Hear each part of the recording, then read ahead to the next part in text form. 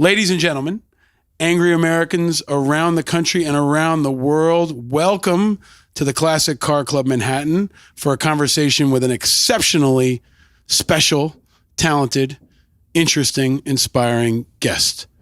I am really happy that you're here, man. The great and powerful Chris Fussell is here with us today. Thanks, Paul. Thanks for having me. Great to connect. Great to find another one of your secret and hidden spots inside of Manhattan. Truly impressive. So never know where it's going to be.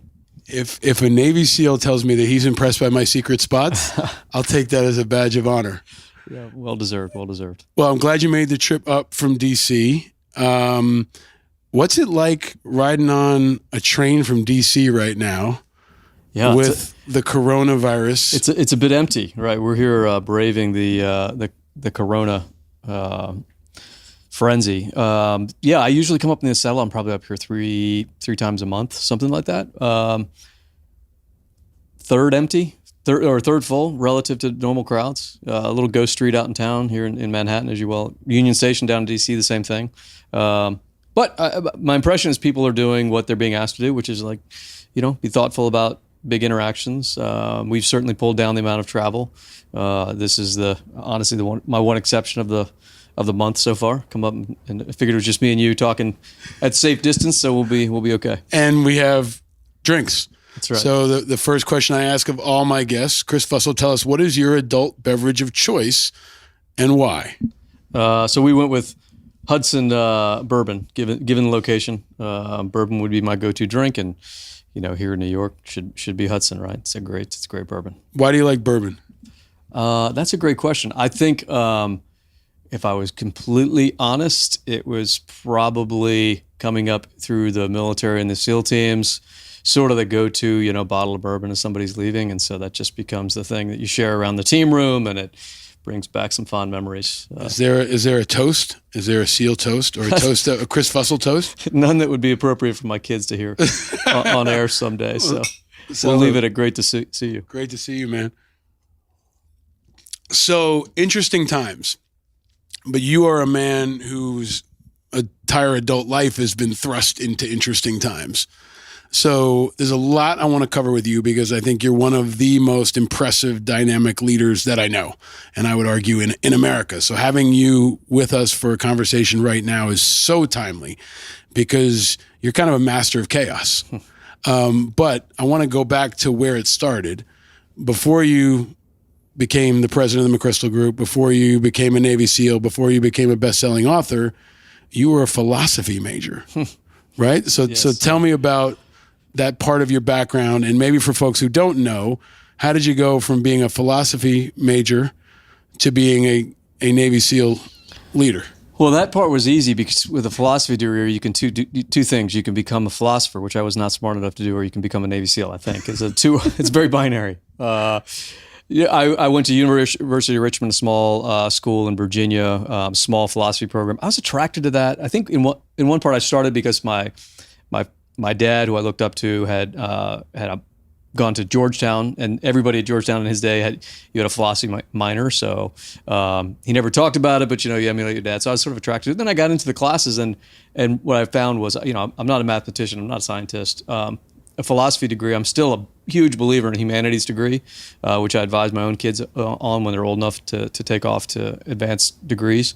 It teaches you how to deconstruct an argument, how to think critically, how to write something, a long form, which is a dying art, as we all know in today's world. So I'm a huge believer. It's a long cycle decision. Studying that early on, for 10 or 15 years, it's kind of useless. Then when you're suddenly in your 40s, you realize, well, I know how to think. I was trained how to think critically, deconstruct an argument, et cetera. So I've really reaped the benefits of it. So how'd you go from there to the Navy? Talk about when you joined the Navy, why you joined the Navy, and then if you can briefly summarize your time in the Navy and what you're able to share, or what you think is most important to share. Yeah, I finished college in '96, and so totally different world, as we all know, like peacetime environment. We weren't even thinking about what the world would look like at this point. I was the youngest of four kids. My dad, my uncle, my grandfather, so several folks in my family had all served in the military. My mom's brother was in the SEAL teams in Vietnam. My dad was in the Green Berets during those years as well. Never deployed into Vietnam. Spent his active duty time in the Green Berets down at training site in Panama, back when we were still there. So I grew up under the lore of sort of that type of service. And I think that combined with being, the runt of a pretty aggressive 4-kid litter, not surprisingly, if you know any youngest brothers or youngest sibling, we all grew up as wrestlers and athletes, etc. I was by far the least talented physically in my family, so just getting destroyed by my brothers, even my sister, throughout my childhood, just gives you that bit of a complex, like, okay, I'm out to prove myself, right? And we got progressively less talented physically, but I developed enough grit through wrestling to say, okay, I know how not to quit. And wrestling transitions into SEAL selection quite well. I didn't think I was cut out for it, honestly, just my own sort of reflection until later in college. I had an older brother that had also gone into the SEAL teams and did a 20-year career. And my thinking was we were close going through college. All right, if he's done it, I'm gonna give it a shot. And it was totally different reasons, though. You joined the service pre 9/11 at 21, 22 years old. At least I wasn't thinking like grand visions about defensive freedom, et cetera. You're looking for the next challenge. This is a really exciting community. I'd grown up on small teams, the SEAL teams. That's what it's all about. So, and then like most people in the military, your reason for staying pivots, and is much different than the reason you came in the first place. So 16 years total in the Navy? That's right. When I met you, you were still on active duty. That was a long time ago now. And probably at one of the heights of the workload for you and your guys. The SEALs are often misunderstood, glorified. There's this idea of movie characters. People probably think that SEALs are more my size. I'm 6'2", 230, but in my experience, more of them are your size. Yeah. Which is, how big are you? 5'8", $145 these days, and a philosophy major. Yeah. But I was 160 at one point, so I used to be big. But compact, smart, gritty, dynamic. But talk about, if you can, what did you do in the SEALs? Explain to folks who may be outside this world, what was your job? What was your experience? And it was unique, right? Yeah. And maybe you can help me show how unique it was. I mean, maybe there were more NFL quarterbacks than there are guys in America doing what you were doing, to give a sense of how elite it was, how rare air you were occupying. But can you paint that picture for folks? Sure, yeah. And if it was unique, it was only through the fortune of timing and who I was around, the leaders I served under, and like yourself, like when we joined the military, it just happened to be a very pivotal time for our generation. So, like I said, joined in the late 90s. We were doing engagement mission, exercises with our allied nations in Europe, et cetera. It was a really great time. My now wife, first time she came to visit me, I was on deployment in Europe, and we went to, touring castles around the countryside. So totally different world, right? Then post 9/11, so I was the East Coast. The SEAL teams were either East Coast or West Coast. So I did after going through selection in San Diego, did all my time on the East Coast. SEAL teams 2 and 8 that are there in Virginia Beach. I was about 5 years in when the events of 9/11 occurred. And even then, it took a while for things to change and ramp up. The community that I joined in the SEAL teams, almost non-recognizable versus what it has become. Like, just so much bigger, more professional, discipline in its approach and execution, et cetera. And I was very fortunate to be part of that. So after spending about 8 years in those 6-7 years, I guess, in those teams, was able to screen and select into development group, which is an East Coast-based element of the SEAL teams, and spent the remaining time of my career in that community, which is really where the fortunate part started to happen. I mean, just the most amazing group, not just the SEALs, but that's you become part of a joint community that includes Army, includes Air Force, et cetera, all the services. And then post 2001, under the leadership of Stan McChrystal, he took over this global force in 2003. We were put under this umbrella of change through his leadership. And he said, look, we are thousands of people around the world under this common heading now, and we have a singular mission, which is to defeat Al-Qaeda, which no one really understands yet. But I believe this is what Stan McChrystal was saying at the time.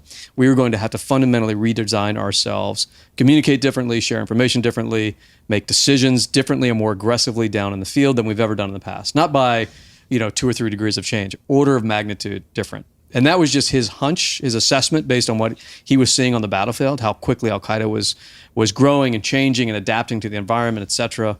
I mean, you remember the early days when we thought, okay, this is a small containable problem. Fast forward 2 years and you realize this is a global insurgency.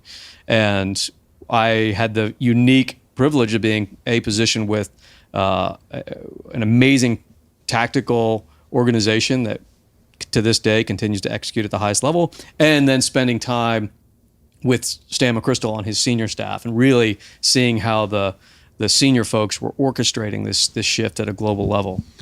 In the book with McChrystal, you described the change as not like learning new plays, but changing sports, right? An entire organization that was designed to play football, and now you've got to shift that entire organization to play basketball, right? And the transformation happening post 9/11 in multiple countries, pressure's going up. So this, experience, I think, has steeled you for everything this country faces now, whether it's racial division, political upheaval, coronavirus. But I want to go a step deeper if we can to help people understand, Chris, in whatever way you're able to share, how unique are the people that are selected for this role, and what kind of things do they do, and are they doing right now that people don't realize, because wars don't stop for coronavirus, right? Mm-hmm. This is happening every day when you're not thinking about it. When March Madness is happening, these men and maybe now some women are operating at the highest level possible. But can you paint that picture in whatever way is appropriate? Yeah, sure. And it is, it's hard to, we've talked about this, you and I have over years. The number of folks involved in military service has gone down, I think, to the detriment of who we are as a nation. From, a quarter of the country was involved with World War II in some way, down to 1% or less in today's service. You boil that down to the special operations community that is being leveraged constantly and has been for going on 20 years now. And you're talking about, numbers-wise, personnel-wise, just an absolute rounding error in the big books of DOD sort of space. But those are folks who have been working 18 hours a day, 7 days a week, nonstop for 20 years. And I don't say that as a point of exaggeration. That is literally the tempo. And again, I know we've bantered these ideas back and forth over the years. I left the service in 2012. And when I reflect back on that, there's a whole host of reasons you decide to make serious life decisions like that. And only in time can you reflect and understand why. One of them was, and I'm a pretty resilient, gritty person. I was smoked. I was just exhausted, right? And that's not, I'm not proud of that fact, but it's a reality. It's reality. Yeah. And it just, for me, it's been an important reflection to say, A, that happens to the most focused, gritty people out there. And B, there are still guys, operators, and families that have been cranking through it since I left. There's new folks that are going to go down the same path.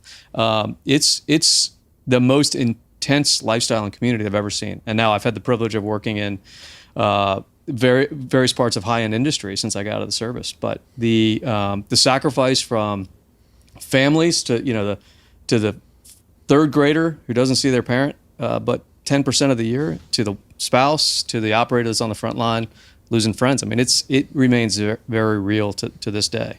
And why are they so special in what they're asked to do for the country? So describe in whatever way you can, carefully, right? Obviously, There's classified concerns and other issues. What are they tasked by America to do? Yeah, I think at that level, one of the easiest ways for most of your listeners to probably understand it is there are organizations in the military. The military is by design and very smartly designed, a top-down sort of very structured enterprise, right? And so, Paul, you're the CEO, you make a decision in the boardroom, it passes down, et cetera, and eventually you get to a point of execution, and you can sort of map that by process and time to impact sort of thing. The military wants to be controlled because it's big and create real problems if it does something wrong, right?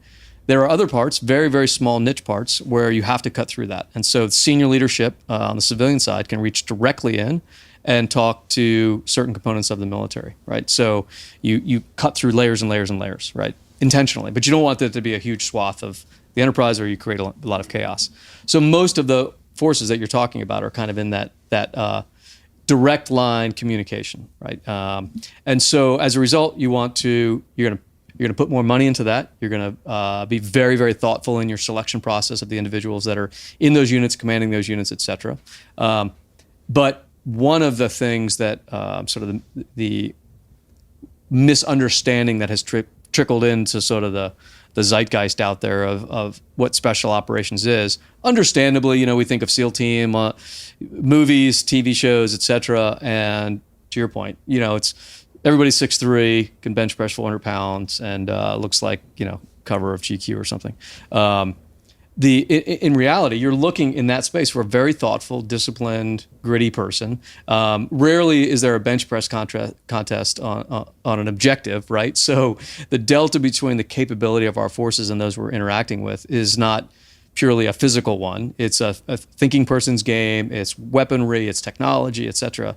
I mean, as I said earlier, the delta between the SEAL teams that I joined in the 90s and now is, as I said earlier, my uncle was a SEAL in Vietnam. Yeah. The SEALs I joined were closer to his SEAL platoon in Vietnam by a significant degree than my first SEAL platoon would be to who's in the field now. Right? We've just improved and changed our capabilities at an exponential rate for 20 years straight. It's really incredible. So I want to push a little bit far. What do they do? For people who say, I think they shoot bin Laden, right? Like, for 16 years, checking in with you guys, I felt like I was checking in on friends who were NFL running backs or quarterbacks, right? Because the physical demands of jumping out of helicopters, falling down, carrying shit, not to mention getting shot at, blown up, etc. Very physically risky, demanding lifestyle, but requiring that high level of cognitive discipline and planning. Just such a, the elite warrior class. We've created essentially a warrior class in this country where the civilian is disconnected. But I want a chance for you to talk about the unique nature of what we're asking them to do in terms of missions, if you can. Yeah, I mean, there's multiple ways to look at that. Like what were special operations designed to do in the first place, right? And we didn't invent that history in the United States, right? That goes back, the Roman legions had versions of special operations, right? So an easy way to think about that is go back to World War II or 2,000 years ago. I've got this big, huge army, and I'm moving it in this direction, and the force that brings to bear is unimaginable to most that haven't been in service. But there's occasionally going to be this real headache problem. I've got this little insurgent group over here that's going to blow up this bridge, and so my tanks won't be able to go across it. I need to get a few folks there really fast, right?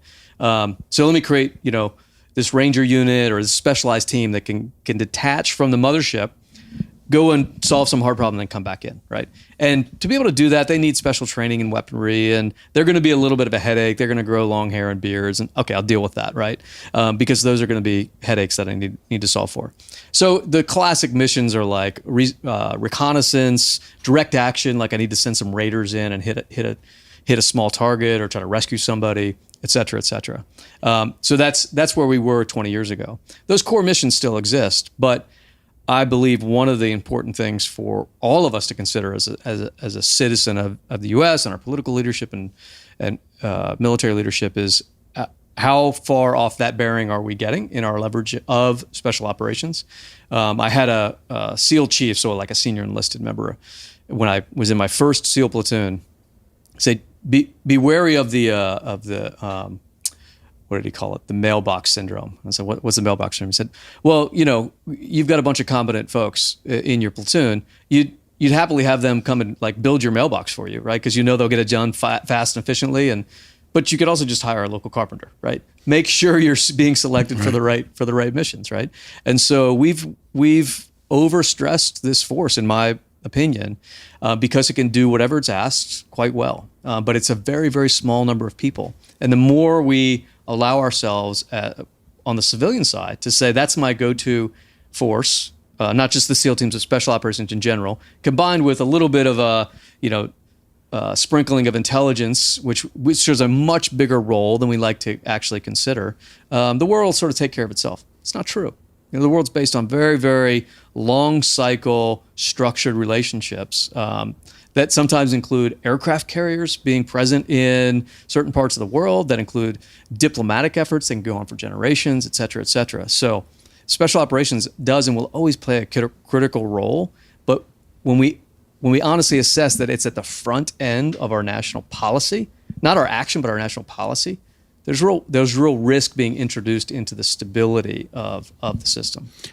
There was a time when they used to say the 82nd Airborne was the president's 911. But now you guys have kind of become 911, 311, Zappos customer service, everything else wrapped into one, right? Like the demands that the president and the defense leadership have put on you is unprecedented, right? But it's also now prepared you for this new phase of your life where you're an author, you're a thought leader, you have been designed and trained and honed to be a problem solver. And now you help other people solve problems in the corporate space, in the private sector. And part of why I wanted to have you on now, Chris, is because you're talking about Corona. How do you deal with a emerging, morphing threat and in a chaotic environment? And how can you as a leader tackle that? So I wanted to give you a chance to expand on, if you're a leader of a family, if you're a leader of a small business, if you're a leader of a team in an emergency room, what are your thoughts and recommendations on how to lead specifically right now in a moment like this? Yeah, I mean, to your opening comments, riding up on a 1/3 full Amtrak train, it sends a message like this is a real thing, right? There's no denying it. The amount of schools and businesses, et cetera, that have gone into the remote work status is real. Effects on the economy, like you can just look at that every day on CNBC, et cetera. So undeniable, right? The parallels, and one of the reasons we inside of McChrystal, so I've since gone on, obviously, and partnered with Stan McChrystal, trying to deliver some of this thinking into industry. But this particular and very acute moment, the banner of, well, we'll go to social distancing, isolation, remote work status, et cetera. The assumption that that's just a flip of the switch, and we wait 3 weeks and then get back together. I'm not anywhere near able to comment on the disease itself and the spread. There are brilliant people that are going to get ahead of that. But the effects on organizations, on their culture, on the economy that we all inside of, will have very real impacts very quickly. And leaders need to get ahead of this, right? So one of the striking parallels here is Stan McChrystal entered and took over an organization that was top-down structured, designed to give very direct orders and detach small teams. It could be centralized and hierarchical by design. It had been built like that for generations, right? And he realized, I am now facing a distributed network of human beings that are digitally connected. So my disease that I'm trying to treat is radicalization and violent ideology. And that doesn't have to be in secret rooms anymore. That can be distributed globally at light speed. We have to change the way we operate, right? So he put us into a remote work status. We would use different language, same thing.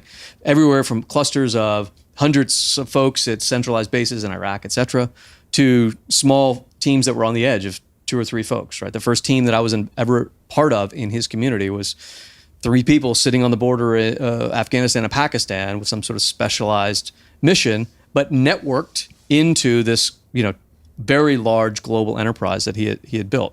So we had a structured piece where you allocated assets, et cetera, and then you had a very decentralized piece where you could solve problems. The spread of a problem like the coronavirus, it's very similar, right? We're interconnected. Anything can travel around the world in 36 hours now. We interact with each other on a scale that the world, we've never been this flat before. So the spread isn't surprising when it has this sort of stabilization and 14-day period before it pops up, et cetera. So the numbers are not surprising.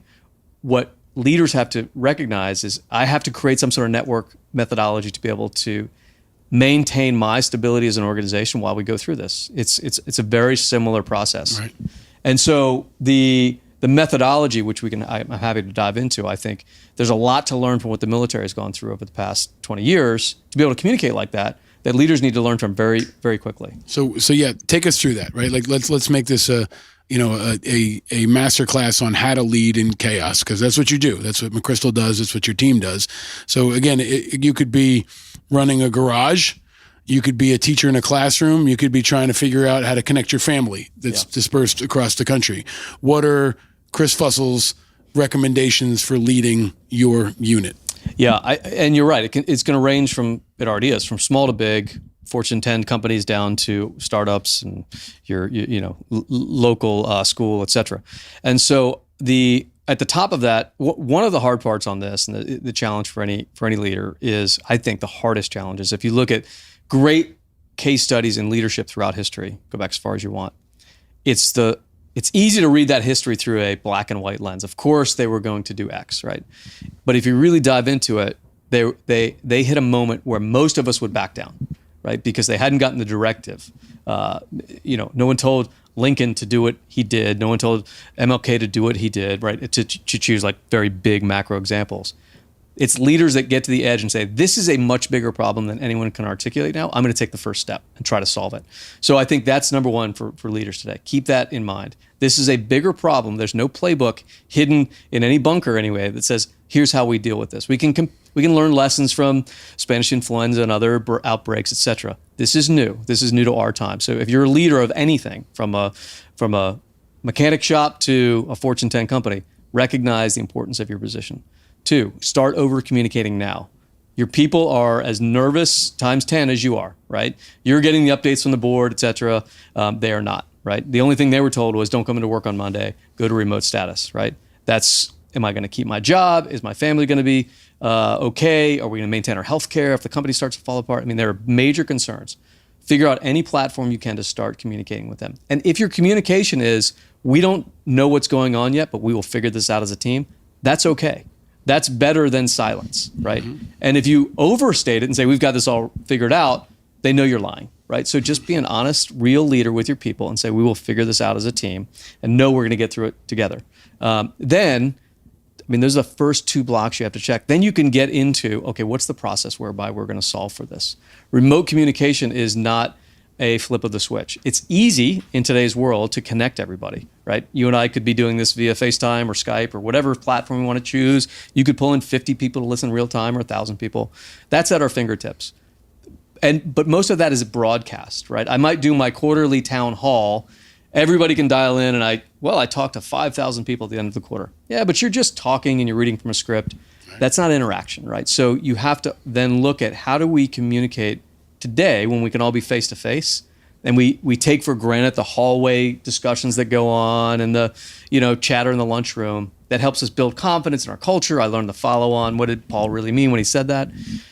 Build that into a remote structure and think, how often do we have to communicate and with whom? And what I would say is number 3, that when you're thinking about the cycle with which you're communicating, it should be, if you look at like your Outlook calendar today, it should be faster.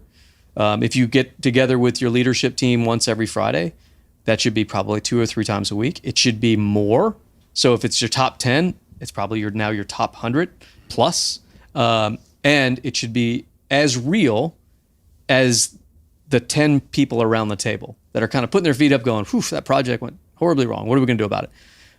Figure out how you're going to have those conversations at scale. And the master class that I received in this was watching Stan McChrystal implement this inside the task force that he ran. He had north of 20,000 people, every time zone around the world, solving everything from like procurement to logistics problems to what are we going to do next, literally in the moment on this raid, right? So the entire spectrum, from long-term to highly complex. And he had to resynchronize that organization because of the rate of change inside of Al-Qaeda on a 24-hour cycle. So every 24 hours, he would sit and stare at a camera wherever he was in the world. And he and his leadership team would have a genuine conversation with upwards of 7,000 or 8,000 people around the world for the first hour and a half of every 24-hour cycle, 7 days a week for years on end. That's remote communication. It doesn't happen overnight. So my brain is going toward, two extremes. One is White House briefings and the CDC, and the other is family meeting. right? Like in my family, we sit down, we have a family meeting, we talk about what we're going to do for the weekend or about how the kids are doing in school, and thinking about the need to increase that communication, that clarity, that trust for my 4-year-old whose school will probably close. Mm-hmm. Explaining to him what that means and thinking about the cascading effects of something as focused as that. But at the White House level, the CDC level, death rates or what's working or what's not, status of a vaccine.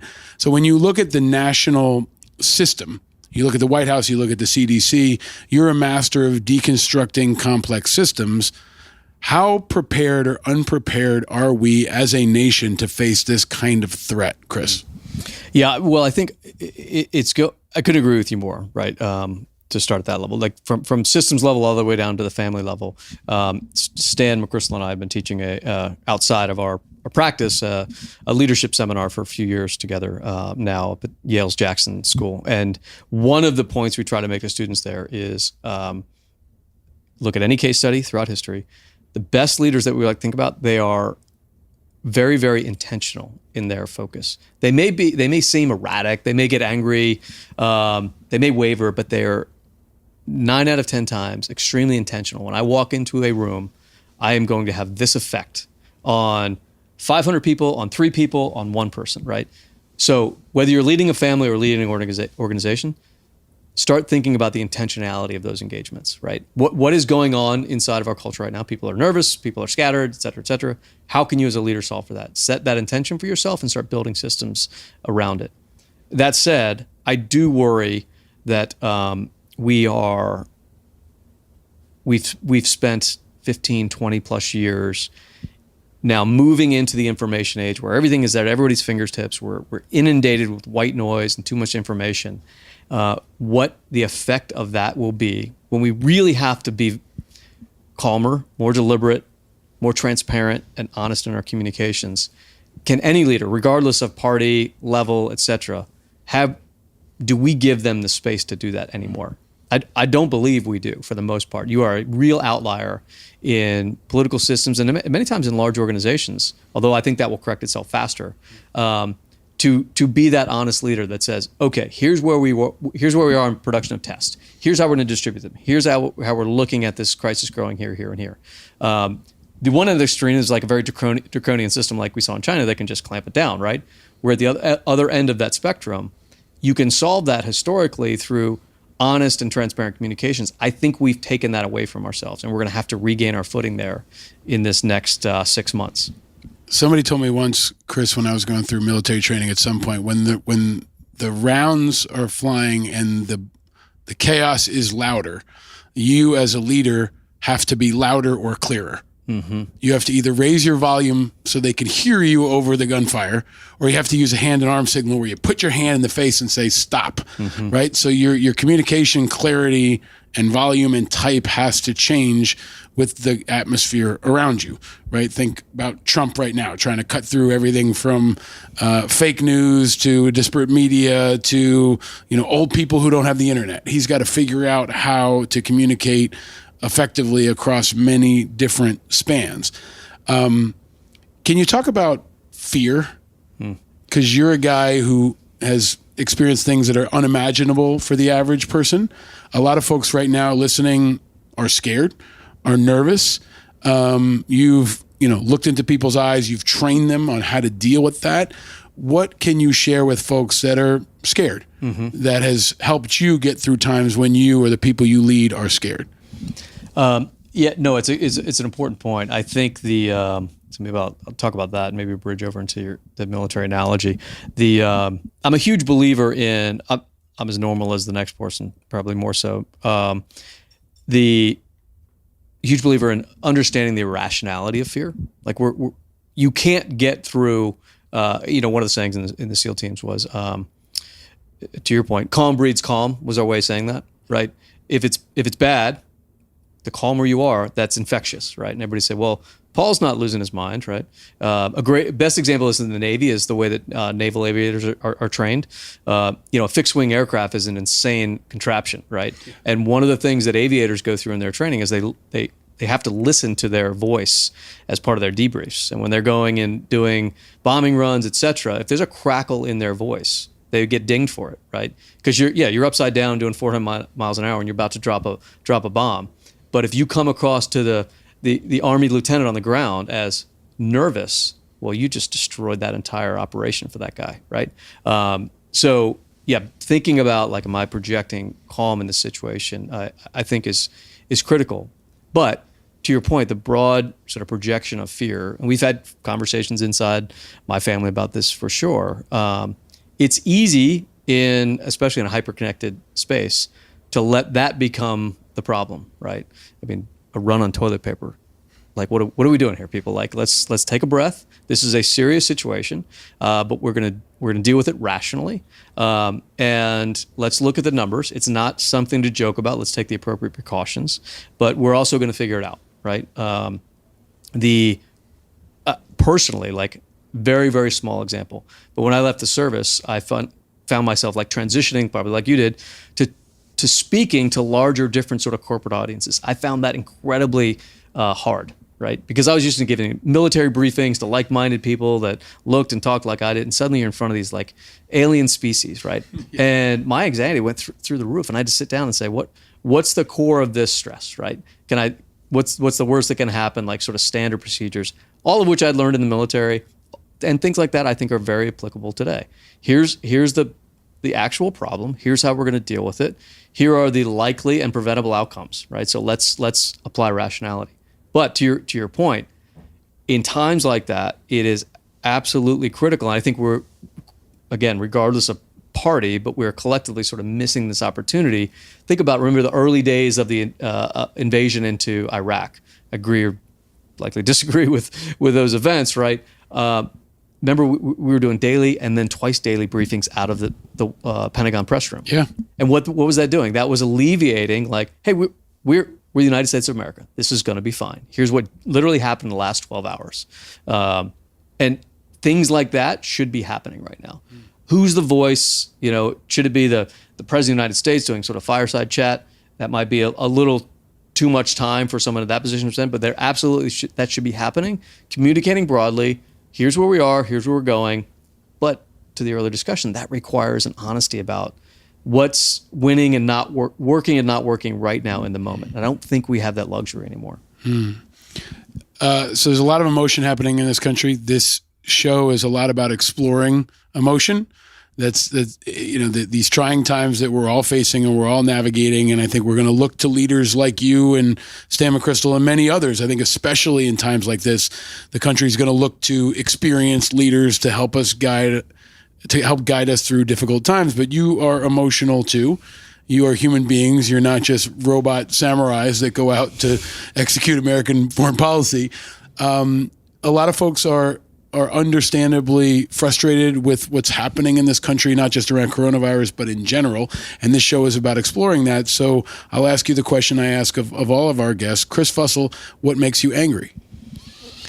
It's a great question. Every time I listen to your show, which I love, I'm always curious what people are going to say. I had someone say to me once, "I've never seen you angry. Like, why is that?" And I said, I get angry. I just don't express it, which is probably not healthy, because I don't like myself when I demonstrate temper. But let's forget the current ongoing crises. Probably since, and like you said, we knew each other when I was still in the service. Since I've left the service, and I guess I felt this a bit in my active duty time, but it has remained with me. One thing that frustrates me is the false patriotism that we've come to sort of ingrained into the system of, for example, like I've always appreciated when people, like you probably do, thank us for our service, that sort of thing. But we've over leveraged into that space and sort of put service members, whether it's special operations or whatever community come from, onto this superhuman pedestal. And I remember when I got that in the service, I really appreciate what you guys do on the front line. I would think, hey, you don't have to thank me. Like, I volunteered for this. And frankly, I really like my job, right? I look forward to going forward and doing what we're trying to do. But you could show up and mow my lawn because my wife's trying to raise a kid while I'm gone. Don't forget our families. Like, if you are really in this, like, participate. If not, I appreciate the yellow ribbon that you have on your bumper sticker, but, like, let's be honest, are we all in this together or not? And there are absolutely pockets in this country that are 100% on board with that. But I think the branding of it has consistently frustrated me for 10 or 12 years. Chris, personally, would you support a draft or some kind of government service, mandatory service, compulsory service to tackle that? Or what is your view on how we solve for the fact that guys and gals like you are, getting deployed for 16 years and a lot of other folks are watching American Idol, which I don't think is good for our country. I think what we've created is a situation that is great for the military, but not great for America, where a small group of people continue to serve over and over again, and even smaller group like you and others serve at a much higher level with even higher demands that's almost unimaginable. I don't think it is in the best interest of our country to continue this way, but what do you think? Well, and folks like you as well, Paul, I'm sure all your listeners know your background of service and the I didn't have a high-paying job that I walked away from to join the service, so you've made equal sacrifices as the rest of us in uniform. I would strongly concur with the idea of a national service, and I'll show you my sort of emotional and rational view. My emotional side says, I've probably like yourself, I've spent time in countries where there's a conscript model, and you just do it, right? And I'm a huge believer in that. Once it's the mandate in a country, it sends a different message. It says, if you want to be pre 9/11, I spent a few weeks training in Sweden with the Swedish Special Forces. Really, really tough duty, right? And you can imagine, right? Yeah. And for a weekend, we went into the capital city and went and toured the castle with these, all these like 6'5", good-looking Swedish special operations guys. It was a great weekend. The castle in the capital city is guarded by conscripts. Every conscript unit spends one night during the year guarding the castle, which means every citizen of the country has spent a night guarding the royal family. And it's kind of a big like party night for the unit, etc. Every person in the country shares that experience. You can't put a price tag on that. I mean, we don't have anything close to that, right? So yeah, the emotional side of me says that would be really powerful for our country. Is it feasible in our generation? I don't think so. Opening up the window for national service far beyond where it is. And I don't care if you serve in the 82nd Airborne, you want to be a SEAL, you want to work in national parks, you want to work inside programs like Teach for America, City Corps, Food Corps, etc. Go for it. We should have massive funding dollars going towards those programs so that everybody that wants to serve, which is a far higher number. I mean, the application rate versus acceptance rate in things like Teach for America is dramatic. Accept all those kids. They want to serve their country. So when you spend a lot of time looking at structures, and often antiquated structures that haven't evolved to meet current needs. The one that I talk about and explore a lot in this show is our political system. I'm an independent. I don't have a party. Many folks listening don't have a party or have a party by default. I know you can't get into the specifics of candidates or politics, but when you look at, you are an expert on leadership. We are right now looking to leaders to guide us, not just through coronavirus, but through a potential recession, through an election that no matter who wins will divide us.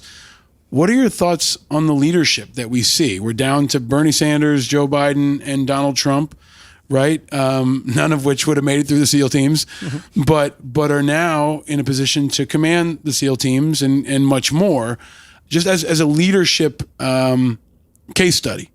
The individuals and maybe even more specifically, the structures that we're depending upon to guide us through perilous times. What do you think? Yeah, I think on the with the primaries now being sort of in their last leg, my big sort of shocking takeaway was from where it started, the energy, the diversity we saw in that field to where it ended. And this is not a comment about Biden or Sanders. I'm just an observer of that system like anybody else. But I was really surprised. I thought this was a year where like, okay, Hillary Clinton opened a significant door. There's going to be significant change inside the system as a result of that 4 years later, and we're not seeing it, right? I don't know what that says. I'm not a political analyst by any means, but it is certainly surprising to me. I think more broadly, a thing that we haven't gotten right yet, and I again was hopeful that this would be the cycle where this sort of became more ingrained into the discussion. And some of this is our fault as citizens, right? I think we still have collectively this hero worship syndrome, and not to overstate that. Like we think the three that are left that are obviously going to be in the race forthcoming is that we put them on this person will solve these issues, right? We need to move past that, right? Of course, we should still have a president, no doubt.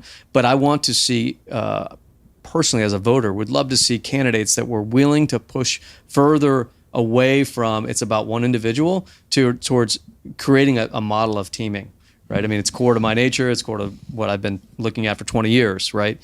But the world is far too complex for one individual to solve. Great leaders throughout history have known this, and some have been overt about it. Like Team of Rivals, the amazing case study on how Lincoln built out his cabinet, it makes this case. Like this isn't new thinking, right? But how do you pull in the diversity of viewpoint and voice to be able to solve very, very fast-changing and multi-dimensional problems that the world's going to encounter?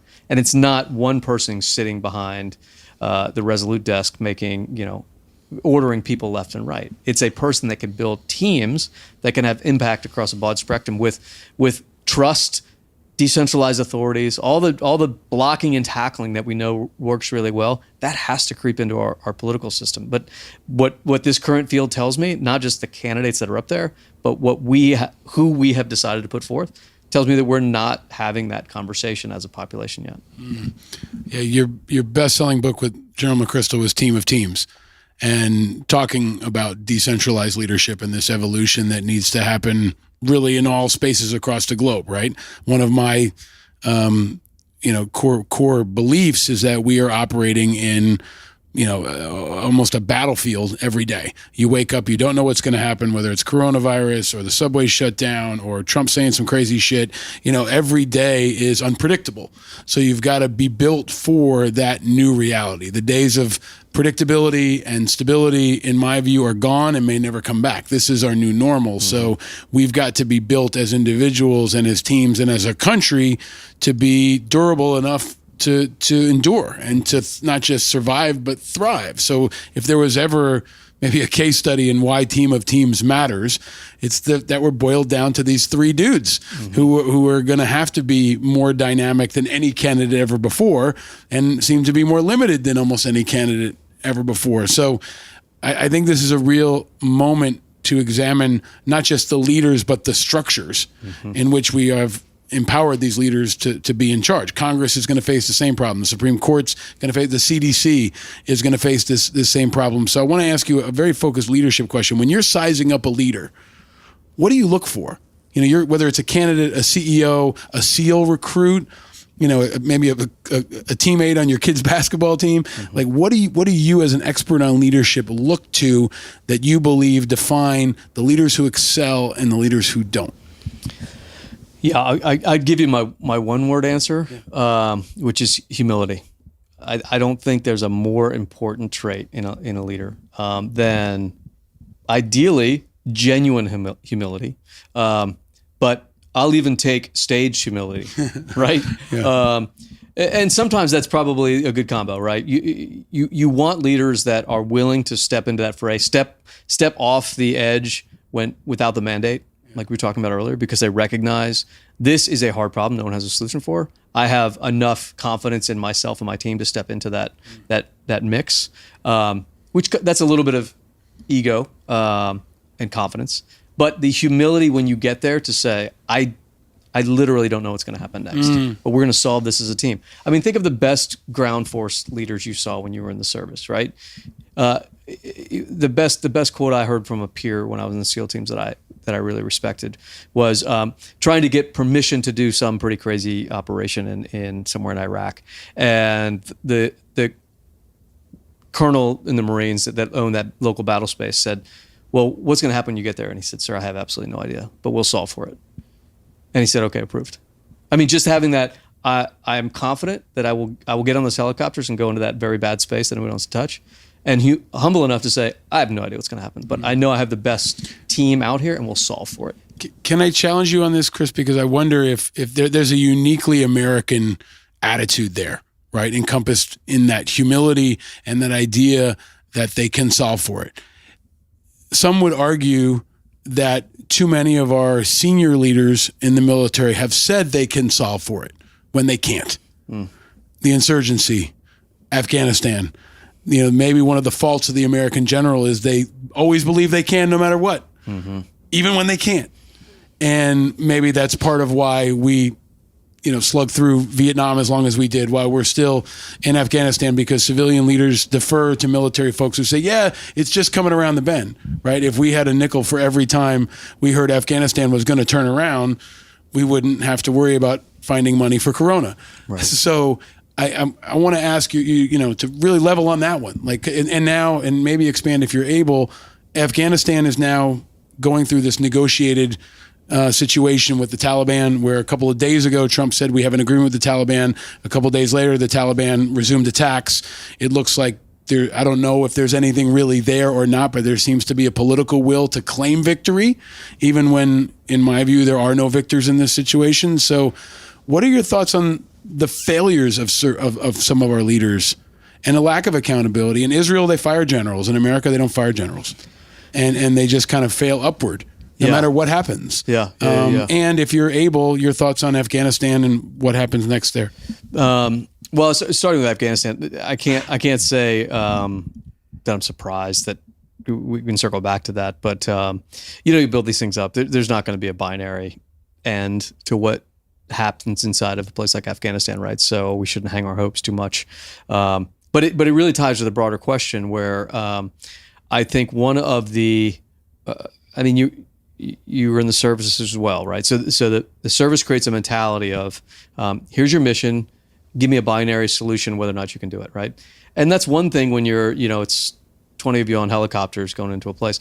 It's another thing when it's accomplishing pretty culture-changing objectives in a place like Afghanistan. But we're not hardwired, and we don't really allow from that service, at least in the recent generations, an honest answer of like, well, I can get you this far on that thing, but what you're talking about some pretty broad long-term issues here. One of the what I think in the last, at least our generation, things that we have to come to terms with is, given the other dynamics of the world we live in now, and this ties to coronavirus as well, like the speed of movement, the interconnectivity, et cetera, et cetera. I mean, we were flat and hyper interconnected in a way that 50 years ago, no one could have imagined was possible. And so a lot of the mentality of our traditional thinking, win, lose, let's be here for this long, let's accomplish these objectives, is now being superseded by, I would argue, the way the world's kind of always run, minus this like brief 150-year history that we're very comfortable inside of, which is there are forever problems, right? And you and I have, 70 to 90 years on the planet if we're lucky, and we're going to move things and hopefully improve them, but we're not going to solve for world peace. That we'll maybe make it better, and our kids will pick up the ball. And we have to consider these through very, very long-term lenses. I remember one time as a young officer spending some time with the Israelis. So I was over in their country for a couple of days, and great experience, amazing allies, etc. And someone was asking me, like, and this was pre-world falling apart sort of world, and what would you do if you were a Middle East peace, policy between the Israelis, Palestinians, etc. And I just said flippantly, like, well, I think we talk about solution too much, right? I would create a policy that just, you're always trying to buy down tomorrow's violence, right? Let's win tomorrow. Let's keep people from blowing each other up for a week, knowing that you're this far away from it happening again. There's always going to be the next intifada. There's always going to be the next major blow up, right? Push that inevitability out as far as you can every single day. And one of the senior officers in the room said, I wouldn't vote for you on that platform. That's not very impressive, right? But I do think it's true. Like, let's just recognize that the world is in a, multi-generations long competition forever. And we show up and think we're the most important generation. We're going to solve for all this stuff right now. And we set ourselves up for this sort of disappointment because we then say, well, if I've got a 3-year tour, I'm going to solve this problem. Yeah. Here's how I'm going to do it. Yeah, Doesn't work. It's a dicey tightrope walk, right? Right now to say we can solve for coronavirus and we have it under control. Right. That's the tightrope that Trump is falling off of, it seems, every couple of hours. This idea of projecting confidence and the can-do attitude and marshaling your forces, but at the same time having the humility to level with people to say we don't have a vaccine, we don't know how long it's going to take, have that humility to break it down. I think it's a fascinating exploration of leadership happening in real time around everything that you do. Totally. Right? And so I want to pull a piece of humility out of this show that we always drill down on that we have not gotten to yet. But going back to your early days, before you became the man you are today, Chris Fussell, what was your first car? My first car was not nearly as impressive as what's surrounding here at the Classic Car Club in Manhattan. So this is actually pretty funny. My dad was I come from a medical family. So my dad was a physician, sort of primary care guy, and great role model, taught at the medical school, just kind of, all American. And I was born in 72. So like in the 80s, my dad got his first real like doctor job, post residency and all that stuff, and bought think like 1981, right? This big 4-door brown Cadillac Cruiser, like classic lawyer doctor car for 1981.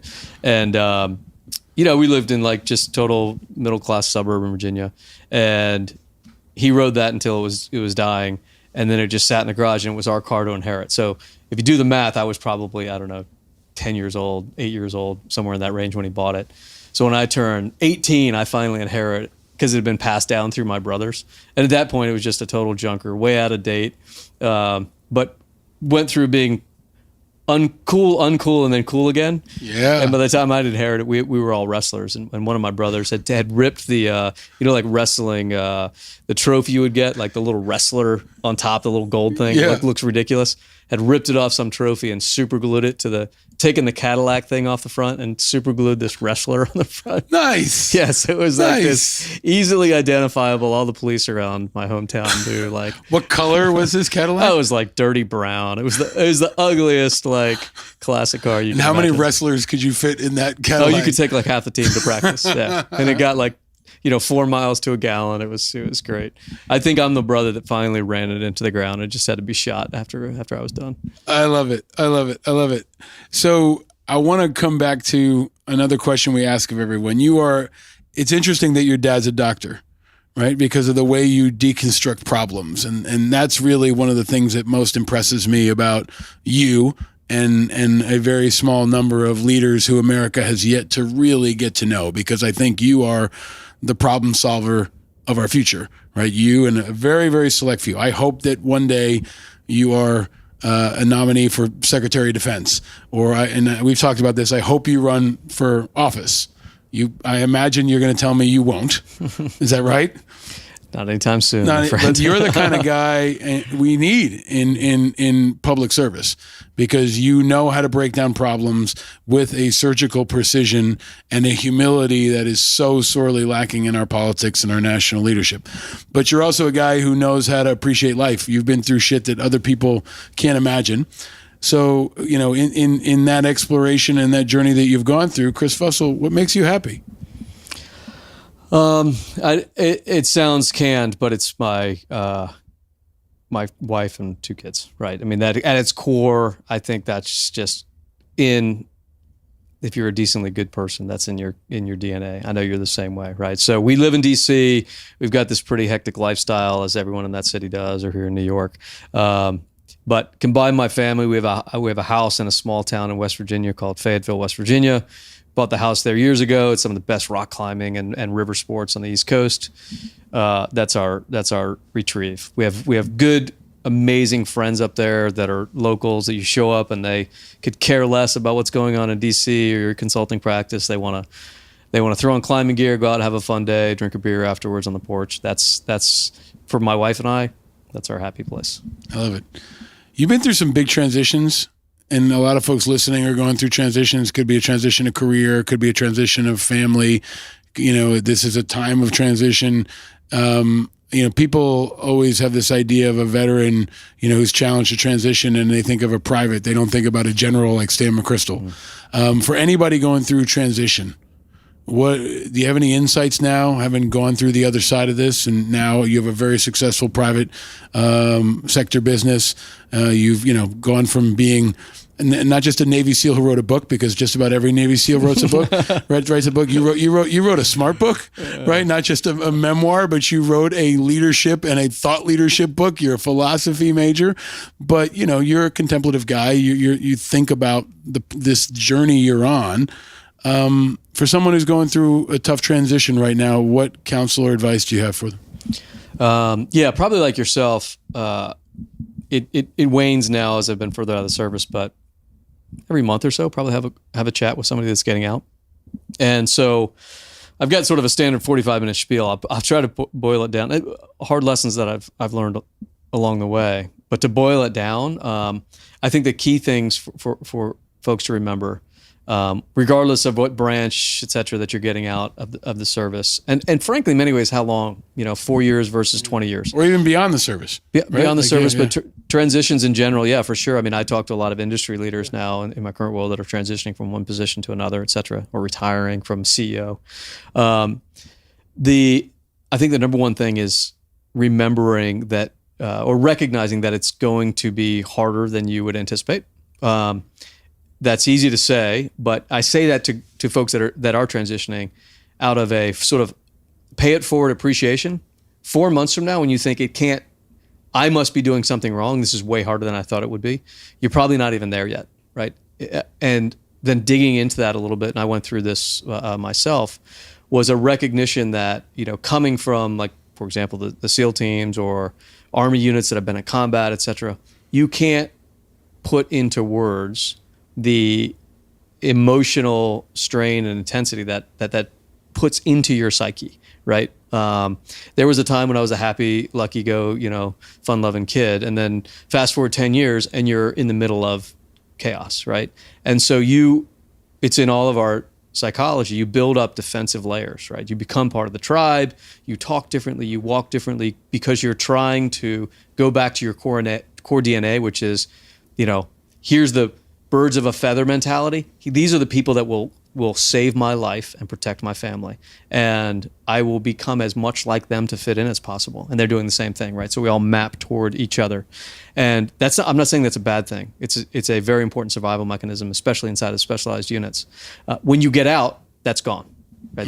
That immediately goes away, right? So you leave on Monday, on Friday, like nobody from the unit wants to see you show up. Like, so I tell guys all the time, like, you have this emotional and psychological body armor.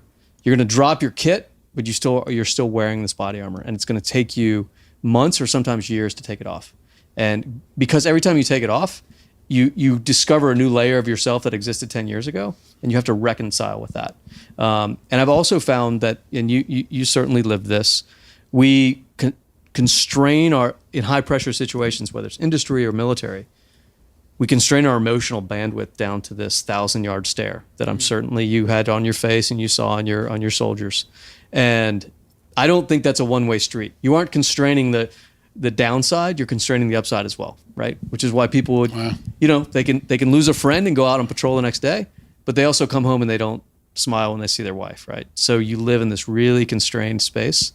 And as you start to unpack, it opens back up, which is one of the reasons I think guys don't want to do it, right? Because you deal with all that emotion you left behind 10 years ago. And it took me probably 2 years. And I did not have like anywhere near the intense battlefield experience that folk operators in my community had. Certainly the 19-year-old underserviced private in the 82nd had patrolling the streets of Baghdad.